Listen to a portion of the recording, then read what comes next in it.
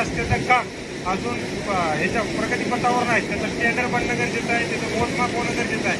नुसता रस्ता मंजूर करून त्याचा काही उपयोग होणार नाही. तर आता मला PWDच्या साहेबांना पण सांगायचं आहे आपल्या मीडियाच्या माध्यमातून, जर हा रस्ता तुम्ही स्वतः जर पाणी करायला आला तर तुम्ही पाहता आपला खरंच देश स्वतंत्र झालाय का नाही. तिथं आल्यानंतर त्याला लक्षात येईल. आज आपण म्हणतो इंदापूर तालुक्याचा 5,500 कोटी रुपये आले, एवढा निधी आला, हा निधी गेला कुठं. असे जर रस्ते आता सुद्धा असे आपल्याला दिसत असतील तर ह्याच्यापेक्षा शोकांती का नाही. आपल्या सगळ्यांची शोकांती आहे.